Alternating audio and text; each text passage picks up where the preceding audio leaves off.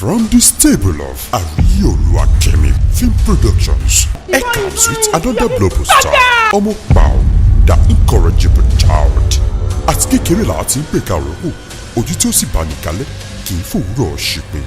Ìwà jàgídíjàgan, àríkìrèkè, ìjọ̀gbọ̀n. Bó o bá tún dá mi lọ́wọ́ ọdún kalẹ̀, gbọ́dọ̀ wá bá di rẹ̀ òun kọ́ lónìí. Ìjọ̀tọ̀ bàbá Kẹ́ni ẹgbẹ́ mi ló gbé máa gbọ́ bàbá. Ó di dandan kó gbé báwo bí rẹ̀.